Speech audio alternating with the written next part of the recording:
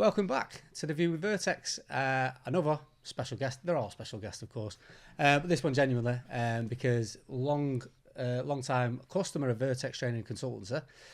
But I don't want to turn it into a customer spotlight video or anything like that because I think with the amount that we talk on the phone, we've probably covered about 18 podcasts already this year. Sure, they weren't recorded. I know. So finally, we've actually managed to get down and record an episode together. Yeah. Welcome. Thank you. Thanks for getting me on, mate. So what I wanted to do was focus on your story and your business really, because as much as it's it's probably maybe it's been done before or something similar. I think it's quite unique in the sense that you were very, very young when you started your scaffold company. Yeah, 19 I was when I first set up. Yeah. Yeah. Which again, like not necessarily unique, but the fact that you don't come from a scaffolding background or didn't previously come from a scaffolding background, and were just working in scaffolding and then chose to start a scaffolding business to get to where KWS has now, which I'm sure we'll get onto, I think it's pretty fucking remarkable. Thank you, mate. It genuinely is. Where was the starting scaffolding? So starting scaffolding for me was my cousin was a scaffolder, who funnily enough works for KW now. How strange is it we've spoken so many times and I didn't know that. Yeah, yeah, I know. One thing we've not discussed. Yeah, so he was a scaffolder. Well, I'd left school when I left school at 16. Didn't really know what I wanted to do. I know he was a scaffolder, was quite close, so ended up getting me an apprenticeship where he was working. So I took the apprenticeship against my dad's will. Yeah. I told him I was going to do it, and he was like, "Don't be a scaffolder." But he was in construction anyway. Yeah. My dad. He also works for the business. He also works for the business now. Yeah. So when I told him about it, because he's seen scaffolders and seen how hard it can be when having scaffolders put scaffolds up for him, advised against it, but I ignored it as I often did at that age. So went on to the apprenticeship. I did about 2 years in my apprenticeship, and then I ended up going to pay for my own cards because I felt like I was progressing quite quick and I wasn't really getting many opportunities to actually get on. So did you complete the apprenticeship? Did you? No. Because I remember when I was working at Simeon, and that's where we first met. Yeah. If you remember, it seems like ages ago now. It almost seems like we've only ever known each other in the sense that we do now. But I remember, I had to go and do an apprentice observation, and I had to get like a professional discussion sort of statement from you. And we met up at that car park, didn't we? In Starbucks in Warrington at the Starbucks. Yeah. I had no idea who was coming along. I just thought, young lad, 90, he's probably just going to be. Sounds horrible, doesn't it? But some like young dickhead. And it was. I was going to say that's not far off the truth. At the time. No, but you're just expecting, and then smart car pulls up, and then there's some, at that time probably 19, 20-year-old. Yeah. Smart white shirt, and I was like, clocked the logo on it, KW. I was like, oh, is it your company? And then I was pretty taken aback then that I'm doing this apprentice observation for the guy who owns the company. Yeah. Yeah, but quite a few actually now. But you didn't complete the apprentice. I did the observation. No, so I did. No, I think was that not for one of our apprentices at the time? No, I think it was you. I'm pretty sure it was you. Right.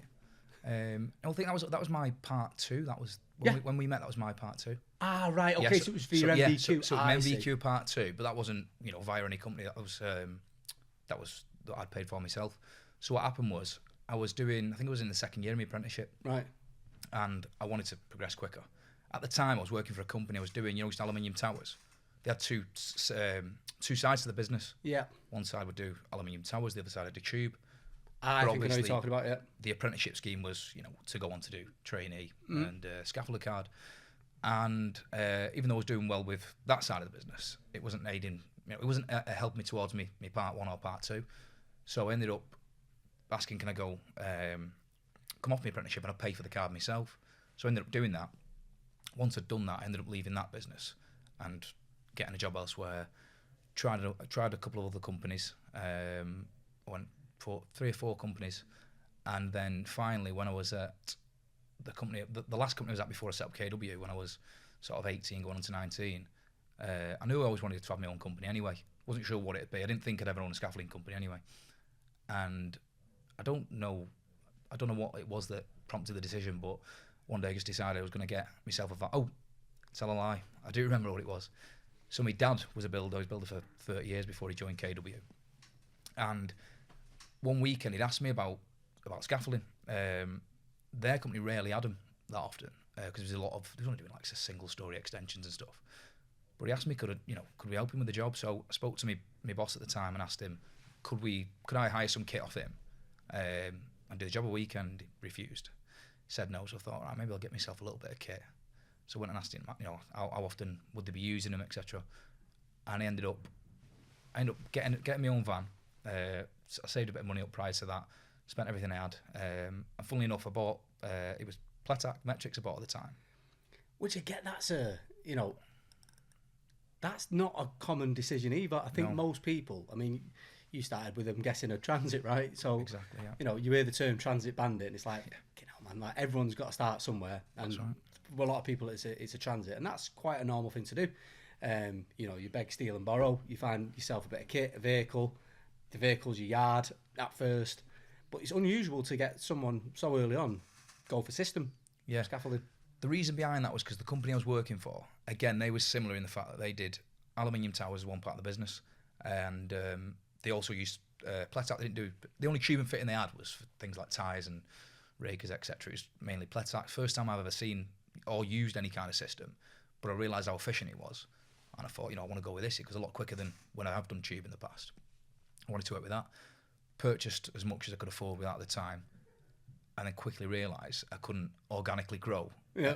At the rate that we needed kit, I couldn't afford to purchase that kit organically. So it's such a common story as well. It's so, I mean, when you talk about values, and like to anyone watching this who's planning on like starting a scaffolding business, like tens of thousands of pounds sounds like a lot of money when before you start up, and then you quickly realise that. And I'm not saying it's to be sneezed at. Of course, it's a massive amount of money. It's a big risk, but you very quickly realise that level of investment, 30 grand it was for me, for my business, is nothing. No. And you can burn through 30 grand's worth of kit like that. And so, what was your initial investment? Probably third of that, maybe closer to 10. Which again, at the time, is everything I had. It's super daunting, doesn't it? It's like, oh my god, yeah, it's everything, isn't it? Yeah, everything I had, and didn't go very far. And as you know, even now, we've obviously got more kit now, and don't go very far at all, really. But luckily, I quickly realised that. So I decided to sell that off and replace it with tube and fit. So we got a lot more than tube and fitting for my money at the time, and we've just organically grown the company with tube and fitting since then. Obviously now we have started to use system again. All our lads are trained with a few systems, so we use those, but we cross-hire a lot of those at the minute with the aim to invest and go fully back to just system. Oh, so that's a long-term vision to go? Long-term vision, yeah. No just doubt, system. We're always going to need a certain amount of tube and fitting, as you always will do, but yeah, the aim is to go with that. I just think it's it is miles more efficient, as we know. So similar origin story, you get this bit of kit, you burn through that super quickly, and then you start thinking, right, well, we need to reinvest. You then sort of get more bang for your buck, as it were, because you start using tube and fitting. Those early years, because, I mean, even for me, I'm coming from I had getting on for 20 years maybe under my belt in scaffolding by the time I started a scaffold company. So I'd be learning all this. I mean, I suppose your appetite for risk at a younger age is certainly higher, but there's a lot of learning that has to happen. You're having to learn on the job, aren't you? Not just how to be a scaffolder, really, but because you're still learning. That was one of them. I was still learning that. Yeah, I was by no means. I wouldn't have said an experienced scaffolder. I know how to erect scaffold. It was just me and a labourer at the start in a transit van. Obviously, that slowly started to grow. The job I was doing was obviously small, so yeah, I was learning everything on the job. As well as you being a scaffolder, you're learning accountancy, estimating. All the other things that you're trying to do. So, yeah, at the start, it's difficult, isn't it? You're spinning a lot of plates. You continue to spin a lot of plates as you grow, don't you, in business? But all the things that I'd say are quite stressful at the start, they become, you learn to manage the stress a bit better, don't you? At the start, I remember I'd be scaffolding in the day, and then of an evening and a weekend, I'd be out estimating jobs or sometimes I'd be sat there just phoning around every construction company I could think of in the area. But straight away to me, that sounds. I know that's a lot of work for to take on all in one go, but even that sounds like the beginning of something quite sensible. You said you're estimating at the weekends, and you're putting jobs up in the early days on your own with just you and a labourer. Even that to me sounds like a sensible approach when you're first starting out, because it's that time management, isn't it? It's you are spinning a lot of plates, but trying to do things simultaneously and task swapping. Yeah. It just does you no favours. So I mean, even that is quite, it stood you in good stead for later on to be able to divide your time up in that way. Yeah, luckily now, obviously we have people in place who help us do that. But I mean, no matter how well you try to manage your time in those first few months to years, everything's just coming at you, isn't it? Well, once you start to get busy, it is anyway. But yeah, we got through that stage. That was when I was 19. That was 2016, I think. Yeah. Yeah, because I think this is something that I did want to touch on as well. What age are you now? I'm 28 now. 28, and we went through the NASC audit just the start of the year, wasn't it? Yes, January this year. Yeah. So NASC accredited scaffolding contractor, and congratulations on that. Well done. I don't know of any other, and please, if anyone has got information on this, reach out. I'm not aware of anyone who started a company at 19 years old and has gained NASC accreditation by the age of 27, having started the business on their own from scratch. I know a couple of young guys who've had their business, I'm not going to say handed to them, because sometimes that does those guys a disservice, but they've had they've come into the business through the dad's, had the company and they've taken it over, and sometimes taken it up to a new level. But for that journey with no scaffolding background and no families other than like you say, your cousin, it's pretty unheard of, I think. Yeah, plus we've mentioned it, haven't we, in the past, but I never thought it like that at the time when we was going for it. But NASC was always something I wanted to get, because early on there wasn't too many. My plan was always, once I start getting knocked back by certain customers requiring NASC within a PQQ, I'd have to get it. And then I looked more and more into NASC and what it's about. And I'm like, I was always reading the guidance documents, buying them or getting hold of them and reading and reviewing them. So the more I learned, the more I wanted to be a part of it. And then we got to a point where, pretty much all our ideal customers were requiring it. So we went for it, decided about a year before we actually got the accreditation that we was going to put everything in place. And that's just slowly starting to pay off now. First time of asking though, I think a lot of companies, they don't realise the magnitude of the task in front of them when they want to join the NASC. Yeah. I think, and maybe they've been, I don't know, maybe they've been led into a false sense of security with some of the other accreditations like the CHAS, the SMAS, the construction line, all of these types of things, which it's largely desktop based. With the NASC audit, you've got someone coming in and actually checking that what you said you were going to do and what you've said you were doing is actually being done. Yeah, there's a lot involved in it, isn't there? I mean, we did look at it prior to that. I think the employment side of it, because not everybody in the company was employed at that point, and we had to make decisions, to employ the percentage that NASC required. And midway through the year, that changed anyway, back to a percentage can be self-employed, I think. Yep. But by then we'd employed everyone, so everyone's remained employed. Now we've got 100% employed. And do you feel that provides a benefit to the company? I think it's definitely better for the employees, or the people working in the company. Offering better employment's a great thing. There's obviously because it's a challenge, isn't it? We shouldn't shy away from that. It is, you have employers' national insurance contributions, you have the pension contributions and whatnot. It certainly makes you, it could potentially give you, from a financial sense, a disadvantage competitively against. I agree. Along with a lot of other things that we do, as you know what we like. This once I get me, once a year that there's a certain way of doing something, whether it costs us money or not. Obviously, there's always a commercial element I've got to review to decide whether we're going to implement it. But if it's the right way of doing something, we're going to do it. And what I realised in the early years was we struggled a lot to get good people in the business, because one, we couldn't afford to pay the rates that some of the bigger companies were paying. and I didn't really want it at the time because I didn't have much, everything. At the first few jobs we was doing, I had nothing else, so it was, do a job 1 week, and the next week it was 2, 3, and it slowly picked up. So it's just me and a labourer. So now that we can actually offer good employment, we see that it's much easier to employ people. We actually have people asking us, as opposed to us trying to go out and heavily recruit. We usually have quite a few people who have inquired about jobs, and that's usually due to the fact that people who've worked in the business know how we work, know what employment's like here. So yeah, it's paid us back, I think. Yeah, and that work does get out, doesn't it? Especially like in a place like Warrington. It's kind of although it's a city and it's a fairly fair sized city, and you've got what, 2 or 3. Well, it's actually a town. There's only. Was it a town? Yeah, it's a town. Right, yeah, edit that out, mate. I always thought it was a city. Right, so no, there's often people think that about Warrington, but there's only us and one other NASC accredited company in Warrington. So if you wanted to work for a company who's working and doing jobs at that level, well, I say that level, you can do the same kind of jobs, but typically if you're NASC accredited, you're working with bigger customers and better, more complex jobs. So yeah, there's only us and one other. Yeah. For people to go to. So you've got that catchment area, really. It's like if the potential people who could be employed by, they see that you're doing the right thing, they see it's a good place to work.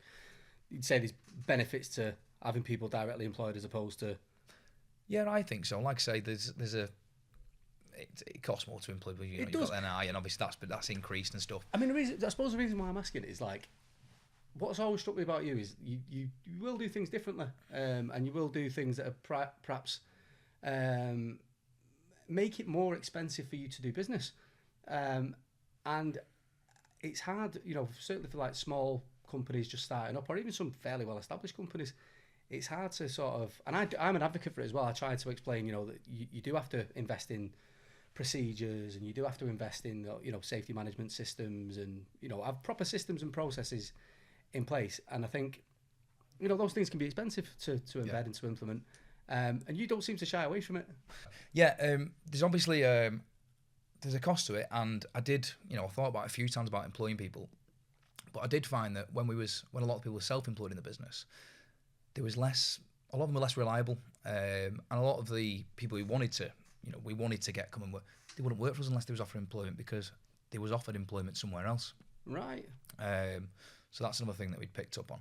But yeah, when you mention about the way we do things, we do things differently. We try to that because a lot of people, it's mainly based on cost, and obviously, we want to make money. That's the reason I set up a company.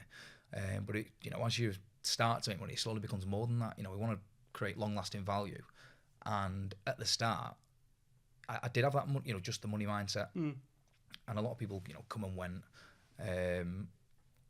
So yeah, well, whereas now most of the lads we've had working for us, from the scaffolders, they've been with us for years, and they've had friends and family who've joined the company, so they've, we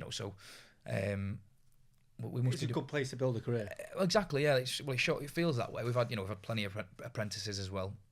I think we put 2 completely through now. And we have another 3 with us at the minute. So yeah, but that's been a big thing, because without having the right scaffolders or labour to do the job, there's you don't have much, do you? No, not at all.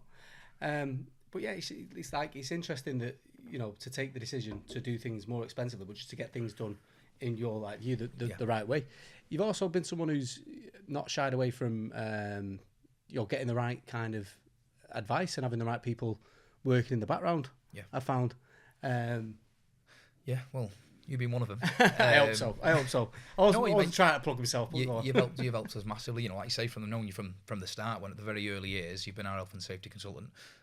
Not much long after that, was it? No, it was about 6 months after that, maybe. Probably. I think it was just after I started the scaffold business, and then realised that I probably didn't want to own a scaffolding business. Wanted to get back into training and consulting. So yeah. So so we've had yourself. I've worked with numerous different business consultants as well who've done a similar thing that I want to do, and I always find great value in learning from somebody else's mistakes. You can learn from your own, but if there's someone who's 10 years ahead of me who's already done that, I feel like I'll get there a lot quicker that way, and it has been helpful. But when you mention about, like you say, doing things that they could cost you more money. There's quicker ways to do it, maybe cheaper ways to do it. But I feel like when you do things the right way, you get long-lasting effects. Like, I remember most of the things that I've implemented in my company, I've had scaffolders who've come from somewhere else, probably better scaffolders than I ever was at my time. So for me to try and tell them, especially when I'm 19 and I'm employing people who are 30s, 40s, 50s, no, do it this way, that was always a bit of a battle at the start.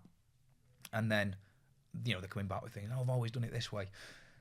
A lot of the ways that we do things, they're right, don't get me wrong, we're not constantly just going above and beyond and creating our own systems and stuff.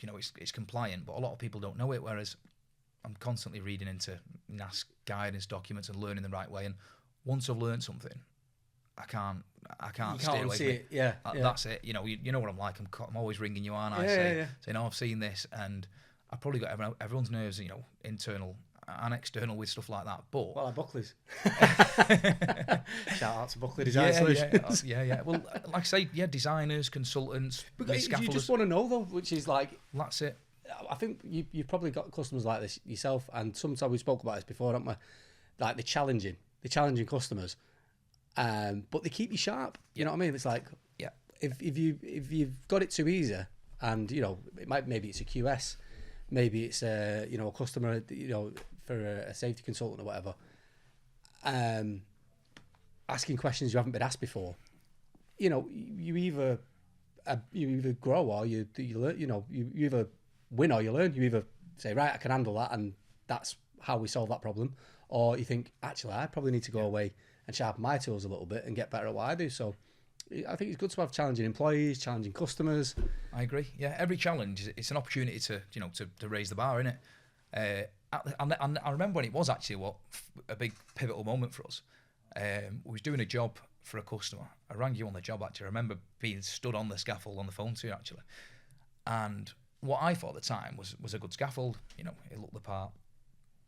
And my customer, had employed a health and safety consultant to come and carry out an external audit. Paul Caulfield. I remember. Paul. So Paul come and inspect it. I didn't know Paul at the time, and he inspected it and he'd give this report, and I read it and I thought, you bastard. It's never nice, is it? No, it wasn't. But it was the best thing that ever happened to us, because, like I say, about when I picked something up, I read every bit of it, I corrected it all straight away, at our cost, made it right, compliant, and then from that point on, every single part of that scaffold that was wrong, we would make sure every scaffold going forward was done correctly, and we've just built on that and built on it, and that particular customer, again, they're similar in it. One of the contracts managers in this company, I'm on about, he's really on the ball with it as well, similar to me. He'll take in his own time, he'll educate himself and learn the right way. But you're right, that's what it does. It just makes you. Challenges are good, aren't they? If you want to work with customers, it doesn't feel good at the time. Do you know what I mean? When someone's mithering you about this thing, you're like, oh God. Well, I think the first time for me, it didn't, like I say, because one, I knew there was a big cost involved in fixing it all. Yeah. Two, it was a big realisation what I thought what I was doing was right, and it actually wasn't. But I absorbed it and I said, right, this is the way we're going to do it. Getting me scaffolders to do that at the time was difficult because they didn't see anything wrong with it. But luckily now, because we've done it over time, we've done it the right way. Everyone who either joins the company or already works here knows the way we expect things done, and they're all on board with it. They want to do things the right way. I think that's a big thing. I mean, when I used to work at Lindens, and Lindens obviously get a great reputation. The Lindens of the early 2000s were just impeccable. But every scaffolder who worked there felt, important. They felt like they were the professionals. They felt like a specialist subcontractor. They weren't told, you're just a scaffolder. They weren't, given the message that, or it'll be all right, that's going nowhere. You were told from early on that you're a professional. Yeah. And, that's what we're selling to our customers. We're the best in the business. Who doesn't want to be the best in the business? Of course, yeah, exactly. Yeah, that's what I mean. If you've got the opportunity to work with someone that's doing everything right, and your mate's working for a company and they're just, bodging jobs all the time. I think it's something to be proud of, especially, what comes with that as well is what I've realised is when we work for a new customer usually, and they see the way we do things, they are usually a bit different, although, we are just doing things the right way. there's nothing, too special about it. It's just doing things Yeah. correctly. There must be a lot of people who are not, for it to be, noticeable. Yeah, for someone to like pull you at the end of it, and go, Yeah. that's brilliant what you've done there. It's like, yeah, that's Well, yeah. what everyone should be doing, really. Exactly, that's what I think. But when we do usually work with the customer, we usually retain them, and we usually do get some really good feedback. We had some great feedback the other day. We done a job on a bank, on a bank holiday, and I got a call from somebody. Basically, we've been recommended by the client of our client, and I'd never spoke to this guy, so I made a call to him, just to thank him. And he said, yeah, our health and safety came out, and he said it's the best scaffold that they've ever had on any of the branches, and they'll be recommending you on all of their branches. So, which was probably the best feedback I'd heard, which was great, especially from an health and safety consultant, because We're hard people to please. well, you are, yeah. But like I say, yeah, it's a good thing if you can please someone like that. Yeah. You should be able to please everyone else on the way down. Obviously, there's a service element as well as just being compliant. But we do, we try to bend over backwards for our clients, and if they want something, we'll make sure they can get it. But yeah, like I say, doing things the right way, it has slowly, over the years now started to pay us back. There must also, to counter that and to balance that, there must also be a bit of a frustration when you know that you're doing things the right way, and you know that you're putting everything that should be into the job, and you know that you're doing all of the kind of paperwork beforehand and making sure that like things like RAMs and things like that are specific to the actual job that you're working on. It must be a bit of a frustration when you see there are companies at a similar level bidding for similar work or the same work that aren't quite doing that, or giving it that same level of dedication. Yeah, well, same level and bigger. We spoke about this a few times, haven't we? I'm sure anyone who's offering a good service comes up with this. You're getting your customers' price. You're being asked to quote a job, and usually they're not comparing apples with apples. But I think it happens all across the industry, even at NASC accredited level. We've worked for customers who require NASC accreditation, and we'll price a job, we'll put everything in it, and then it happened to me not too long ago. I mentioned it to you, didn't I? And I went and we'd quoted a job anyway, local, didn't win the job, and a couple of weeks later I seen this job up, and I looked at the job, I envisioned what we was going to build in that space, and I wouldn't have handed that over personally, but to a customer it ticked the looked box. tidy, Yeah. Because price is obviously always going to be the most important thing. You can't deny that. But what it is it's somebody's price, providing their standard is met. Now everybody's got a different standard, is what I've looked. We work with all different kinds of customers, different industries, and they've all got different kinds of standards. What's acceptable to them, and if you're meeting that 9 times out of 10, then it's price. Until someone like yourself, or Paul, or any of the other health and safety consultants come in, if they get these external consultants in, and they audit those jobs, and they can often pick them apart, which will be good for the companies if they take it on board and educate themselves and learn. But if that isn't happening, you just seem like you're more expensive until you get the opportunity to do a job for them. That's what I've always found. Once you've had the opportunity, then they realise what value we're bringing. Because that's something that's like important to you as a company, like the company values and having your own standards, as opposed to having the standards set by the client. Yeah, of course. Like, we obviously we're supported by our standards. Our standards are what we wouldn't do a job. So we wouldn't go and do a job for somebody if it meant that to deliver that job for that price, we'd have to drop our standards. We'd rather not do it, which is difficult because especially if you have ups and downs in all businesses, and during those times you do want to do the jobs, but you either deliver them to your standards and can sometimes not earn as much money or take a loss on them, or there's some companies out there who will just drop the standards. And is that sort of communicating of those standards to your customers, to the people who work in the company? That could be a real challenge, can't it? Because you're doing things right. I guess your lads do as well. The people working for you understand that there's a really high standard at KWS. As you say, some of the customers, a lot of the time it's just going to be price in it. They're just going to see that price and that price, and they're going to kind of go for the cheapest You know, the cheapest one. What are you trying to do to communicate your standards and your values and all this kind of stuff to customers? Well, what I've been doing recently, I've been arranging meetings with the customers to find out what they put, you know, what's most important to them. You know, from a what does a good scaffold look like, and you know, what issues do you have with other scaffolding contractors, and you know, what do you find value in?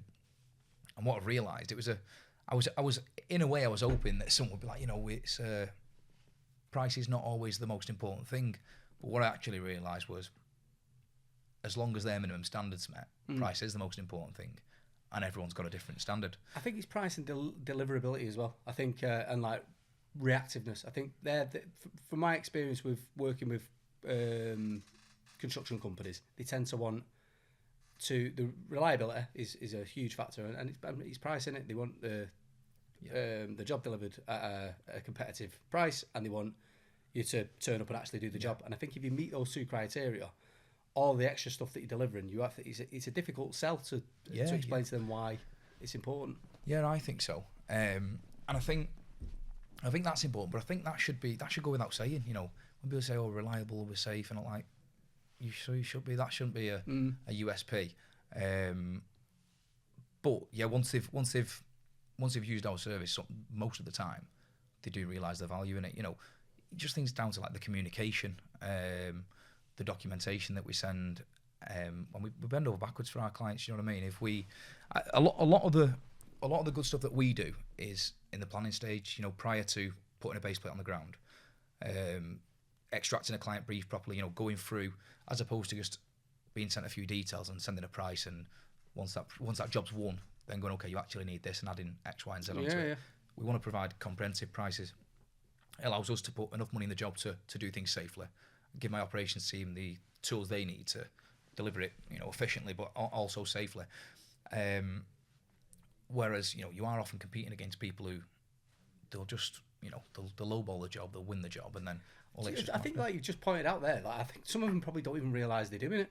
Do you know what I mean? To a degree, because they've not put that extra thought in at the planning phase, and then it gets to the delivery phase. It gets to when, you know, as you say, pads and plates are going onto the ground, and then the client, you know, their health and safety comes out and says, "Oh, we're not happy with that," and you're like, "Well, that's what was in the spec," and you know, perhaps they've underspec'd it, but you've also perhaps you've not taken the time to, you know, try and offer any insight, have you? Really? Survey, that's the word I was looking for. Survey the job. Cut that out. Well, or at least close the gap. Yeah, well, don't get me wrong though. We did, you know, you all start somewhere. Yeah. We did that. But what I realised was you're never going to win that battle. You saying to a client, you going back once you've been or about to get an order and going, "Oh, we didn't allow for that. You know, you didn't tell us we needed that." Even though it's just a common thing with people in general, nobody goes, "Oh yeah, that's my fault." They blame you. And also, we are a contractor. We're supposed to be a specialist contractor. Got a duty to try and educate your clients if you have the information.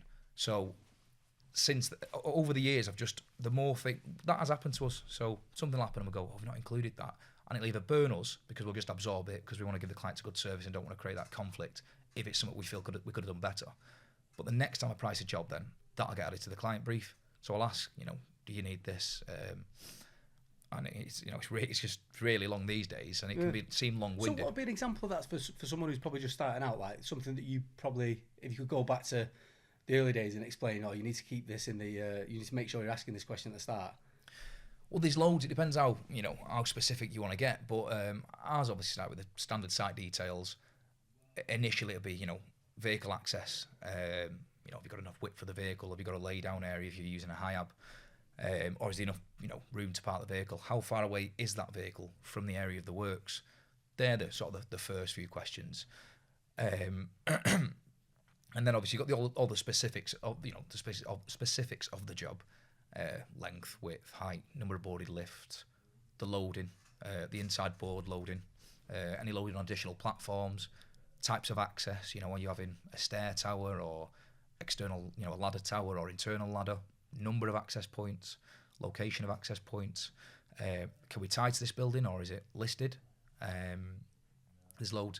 And then also at the bottom of ours, it'll be, you know, any inherent risks. on the site. Yeah, like overhead electrical lines. Yeah, asbestos, things like that. Which again, we didn't used to ask those questions. Things like asbestos, the client usually. And you're not alone. Like, this is what I mean. Like, when I say that it's unusual to see someone who's this, I guess early on in the journey of owning a scaffolding business, to be asking those questions. Like, I know people who have had scaffolding companies for 20 years, 30 years, and they're not asking those questions. And you're right. It's 100%. It's the planning. Yeah. It's the planning phase. If you ask the right questions at the start, it's going to stop you potentially getting burnt later down the line. And it's also going to avoid those awkward conversations, because there's this sort of myth within scaffolding that they're just in for the extras. They put a low ball quote in and then they just make a ton of money on the extras. And it's like, not really, because those extras, you haven't just got scaffolders hung up in a closet somewhere that you can just, we'll just throw them on that site for that day. They've got to be redirected from somewhere else. So those extras can end up actually, all right, there's more revenue in the job, but there's not necessarily more profit in the job. And that's got to potentially come from somewhere else. Yeah, I think there's a few types of people. I think there's some who genuinely, that's their business model, they do that. I think there's quite a few people who are out there too. I believe there is. I think there's a few that, do try the best to offer the best service and give a comprehensive price at the start, are always challenged with competing against somebody like that. And there's someone like many scaffolding companies style, like we was. When we wasn't doing that, it wasn't because we planned on adding extras. We just didn't know it, at the start. And that would crop up. And again, you've got two choices then. You tell the client it's an extra, and sometimes they've completely missed a big part of it, and they acknowledge that it's an extra. But if it's something kind of obvious where I feel I should have advised at the start when I was discussing this project, if I knew that was something that was going to come up, I should have educated this client on this. Hence why I spent so much time putting this client brief together. And most of my clients, because I'd say 90% of our work is repeat business, we don't want to be working for hundreds of different customers. We want core good customers of repeat business and grow relationships who value the service. But if it's somebody new, or somebody who, their mindset is not towards growing a long-term relationship, you find that when you're going through this client brief, you can kind of rule out who's a potential good fit for us, because as you're going through that, they just want to rush through it. They don't want to answer the question. They don't even have the answers to the questions. It kind of makes you feel like, you're prolonging the process, you're delaying the process, or you're making it take longer than it needs to be. And I'm thinking, well, I could get you a quick price back here, but this is what'll happen when we get to site. We'll come up with all these issues. It'll delay your project. Could end up costing you more money or us more money. Whereas when somebody actually cares and wants a good service and the right job and knows what they want, as you're going through that, they'll usually have the answers, or they'll appreciate that you're actually asking them. So what do you think the answer is to, like, as an industry, how do we educate these principal contractors better as to what they should be expecting? It's a good question. A really good question. We've spoke about that before, haven't we? I know we've done a couple of things where we've offered some of our really good customers some bespoke training with yourself, covered by us, just to try and educate their estimating department, contracts managers, people like that. To give a bit of extra value, and it works both ways that way. If we've got an estimator who fully understands what they need and what they should be getting, when they go into other people, they're they're seeing, okay, well, KW allowing this, and they kind of get a feel for where we're adding value and somebody else might not be. But two, they're educated, and also they're educated. They're not going to accept, when it comes to site, the contracts money, they're not going to accept a non-compliant scaffold. You can't make them a scaffolding expert off a bit of day's training. Not, but I just think this kind of training that's out there is like, I feel like it's a bit disjointed almost, because we've spoke about this again many times. Like a scaffolding project, it's linear pretty much. They start with an inquiry. That inquiry moves on to a survey or whatever, and that survey leads on to an estimate and so on and so forth up until completion. They're all kind of the same, but then from the principal contractor side, it's like there's a disjointed process by which procurement aren't speaking to the QSs and vice versa. The QSs have got a kind of price based on what procurement have given them, and procurement, sometimes maybe they're asking the wrong questions. I just don't see any sort of training or education piece out there that follows a project right the way through that journey. Yeah, it's difficult because you've got all different kinds of people and all different kinds of roles. So you've got some people who actually really take pride in it. We work with some great companies and great people within them. And then, for example, like there's contracts managers out there who they've educated themselves. They understand what a good scaffolding is and looks like and the criteria it must meet. And you've got others who haven't got a clue. Some haven't got a clue because they're not bothered, and some haven't got a clue because they just don't know. They're not educated, or they've not taken time to educate themselves, or the company's not taking time to educate them. But huge amount of liability on him, though. Do you know what I mean? There's a huge amount of risk attached to bringing a scaffold company, because if something did go wrong, the HSE or God forbid if you get to the point where it's a barrister or whatever, they're going to ask those questions. They're going to say, well, what made you pick this scaffold company over another one? Yeah, and if your answer was cost, I imagine that would have some serious repercussions. I just think they probably need to go into. Do you know, it's funny you say that, because that governs a lot of my decisions. I probably worry about it too much. How many times have I mentioned that to you? I always think, okay, if we do or don't do this, what is the worst case scenario? I'm the director of the company. Typically, it's me who's going to be studying that dock. So that, I think the same thing. But that's kind of our USP. That's what we do. We're not just providing a scaffold. It's protection. It's legal protection, financial protection, reputational protection. If you had a serious accident and it was due to negligence of yourself or a contractor that you've instructed, and an accident happens, there's legal costs to that. There's financial costs to it because, well, they're endless, aren't they? Delays, you're going to stop potentially, a life, and then reputation. Who's going to want to work with you after something like that? Not in all cases. There's cases where accidents happen, and the companies are, the really good companies who are trying to learn, and the bigger the company, the more exposed they are to those risks. You can't. People are people at the end of the day. There's always going to be. That's what audits, that's what inspections are for. That's what plan, do, check, and act is all about. It's constantly improving the way you do things. But I'm not by any means saying we're perfect. I can have all the ideas I want to have, but to put them in place and to supervise all of those things happening, you can't account for someone just deciding to not follow, these systems and processes that day, or they're having a bad day and something happens.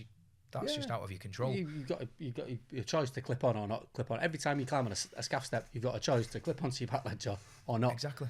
And like you say, someone's mind's elsewhere. They've got stuff going on at home. It happens. Yeah. But it's about so far as reasonably practicable, isn't it? Yeah. But you've got to be shown to be trying. The way I see it, I'll put everything in place. I'll give it to our operations team. I'll supervise that. I'll audit that, and then we get you in, don't we, to come and audit what I've done.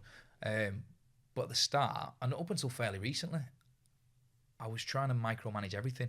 Has this been done? Has that been done? Like non-stop, but there's no way of growing and scaling. No, you've got to hand over to people, and you have to, and trust people. Yeah, but we have got some great people in the business, as we've got Ben, who's been with me from the start, and he's got the same mindset. He wants to do things proper, the right way. So luckily we've got everybody. We all share the same mindset, even down to the charge hands and even the apprentices now. They're all learning the right way. So it's everyone's singing off the same hymn sheet. So how long then in business? So it's what?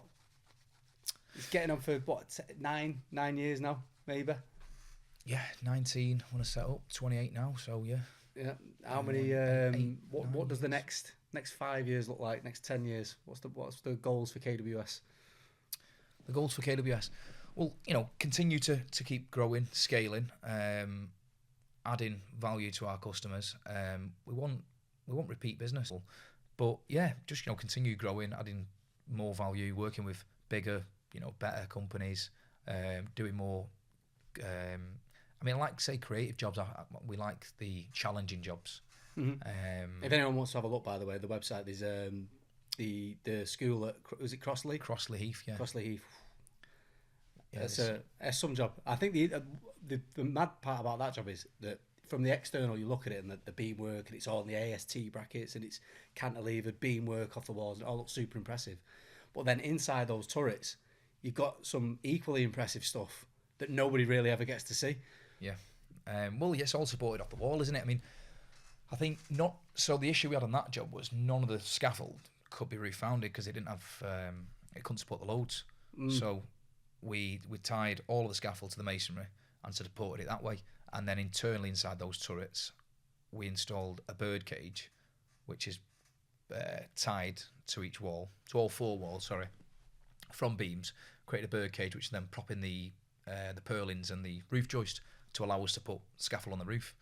So yeah, there's some which nobody ever got to see. I mean, I saw the drone shots, and the drone shots are like super impressive.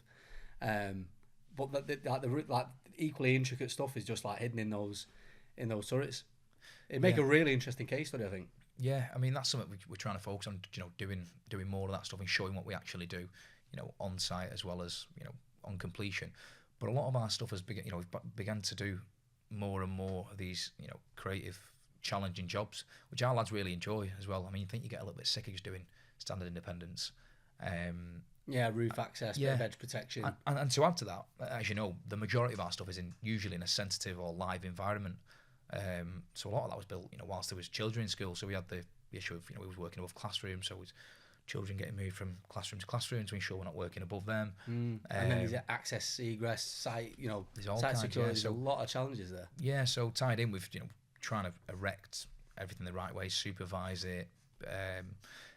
We're then dealing with that, as well as making sure the customer's getting a good service. Speaking of schools, Scaffex, this is something I wanted to come on to.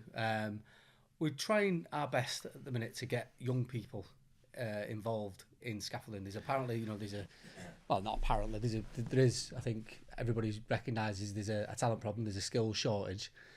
What are we going to try and do to encourage new talent into the scaffolding industry, do you think?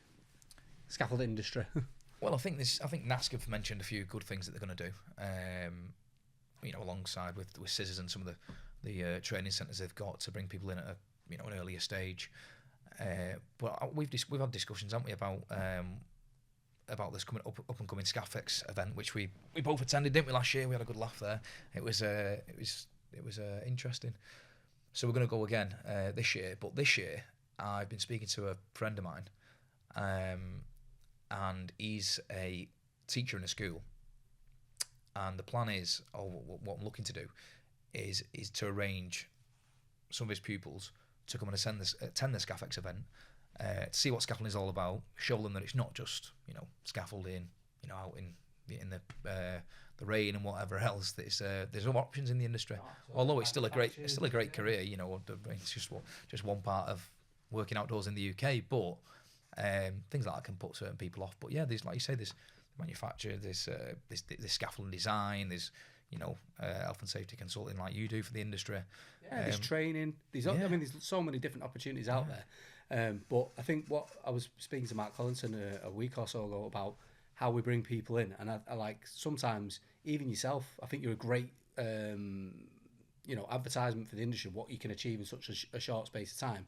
But I think when people see that when they first come into the industry, I almost think the same way that an Instagram picture gives like a bit of a, you're seeing that guy after all that training, or that girl, whatever, after all that training, after all that dedication, after all that time, you're just seeing that highlight reel of that snapshot of this is what it can become. And I think we need to do a better job as an industry showing the journey of like, this is where you start out. Yeah. This is the mud on your boots. This is, the stuff that you've got to go through to get there. I think we'd do a better job of retaining people if we were clear and transparent. Well, yeah, we didn't mention that, did we? There's the options to become scaffolders. But yeah, 3 years after where they're at when they leave school, I'd set up my own company. So, anything is possible. Yeah. It depends how much you want it. But I think that is an issue. Everyone's, especially this day and age, everyone's so fixated on looking at all these quick overnight success stories. And it never really is. You've heard we've had a laugh about that a few times. It's the overnight success 10 years in the making, isn't it? Yeah. It's just persistence and hard work, really, isn't it? But yeah, you've just got to start somewhere. But I do agree, we definitely need to get more people interested in the industry, because I don't think it's got the best reputation. And yeah, we need to do more. But I think everyone is slowly starting to realise that. But I think that'd be great if we can pull that off what we mentioned. I think so. I think that'd be great. We do the proper due diligence, we do the risk assessments, and we put some proper, controls in place. I don't see any reason why we can't get some youngsters, school kids, attending Scaffex, having a walk around, just absorbing Yeah. scaffolding culture. Do you know what I mean? I think it'd be amazing. And if that's a success, the next year, I'm sure other scaffolding contractors will want to do the same in their local area, and raise the standards and the interest in becoming a scaffolder. Maybe we'll get one or two more Kyle Whittles. Yeah, hopefully, mate. Yeah. In the making. Yeah, hopefully. Kyle, it's been fascinating. I don't know how long have we done so far. It's been a fascinating chat, and 53 minutes is probably short for us for what we get out of most telephone conversations. Do that usually on a daily basis, don't I know, but thanks for coming on. Keep sharing the story, keep sharing the journey. Lastly, where can people find KW? KW Scaffolding.co.uk, and you can check us out on LinkedIn, my LinkedIn, Kyle Whittle, or KW Scaffolding LinkedIn. Thanks very much for coming on, man. Brilliant, thank you very much. Ciao, man.